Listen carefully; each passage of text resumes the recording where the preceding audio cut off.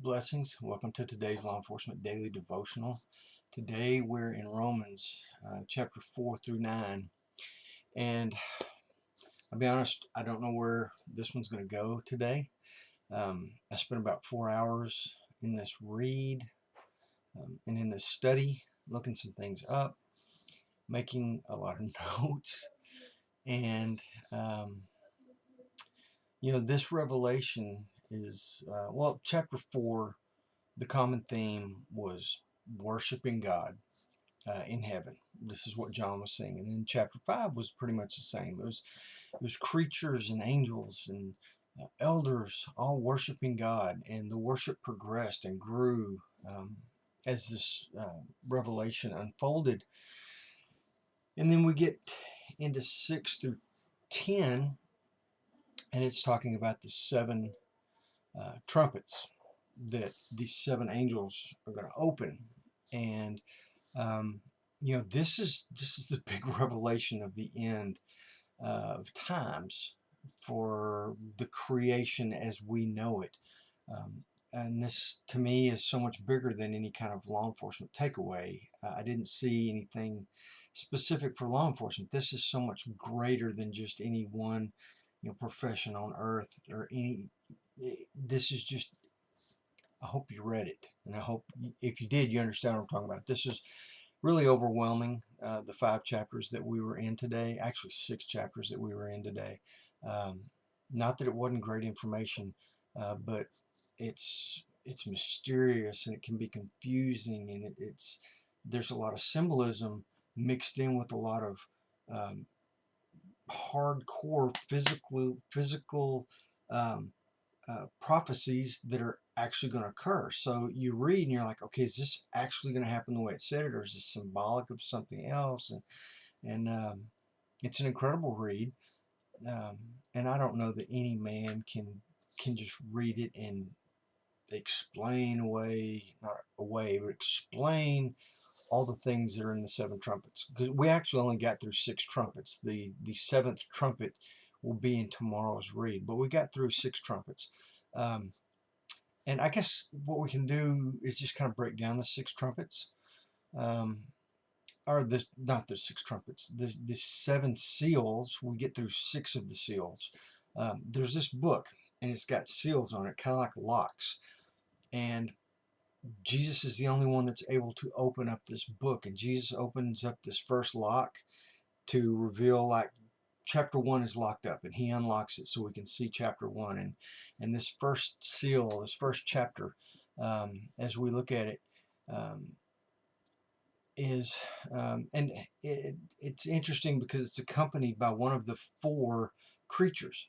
So the first 4 seals that are unlocked that we're able to see, John's invited to look at them, at the vision, by one of the 4 creatures.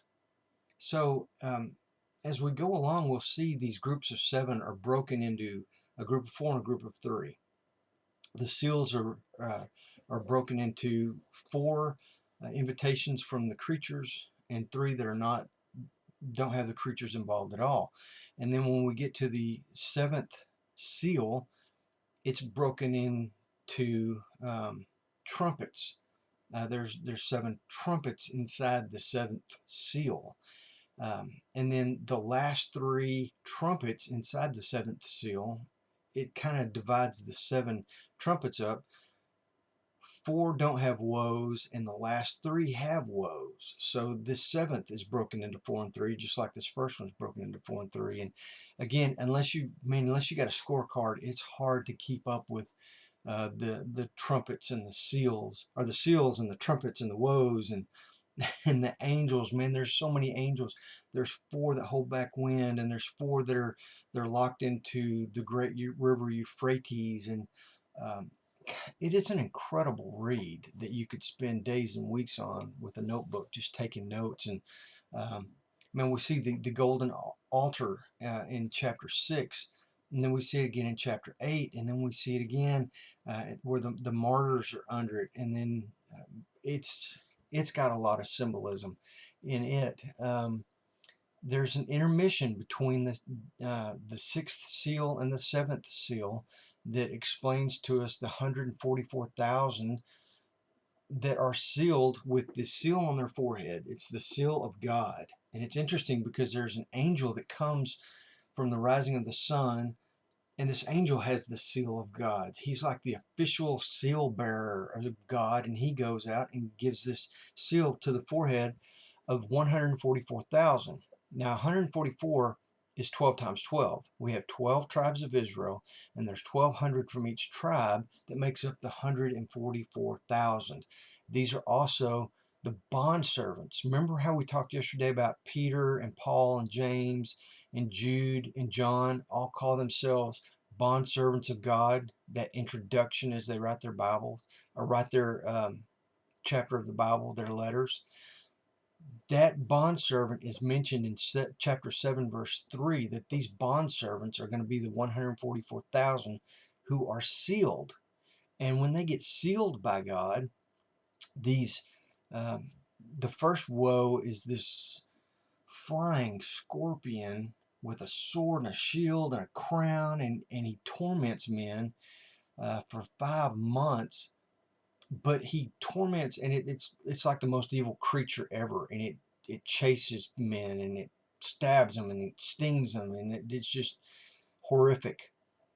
But if you're sealed, if you're one of the 144,000, you don't get tormented by these things. It's just it's overwhelming. It's amazing. It's an incredible read, and it's something that can't be explained in 6 or 8 or 10 minutes. So if you haven't read it, I hope you get a chance to.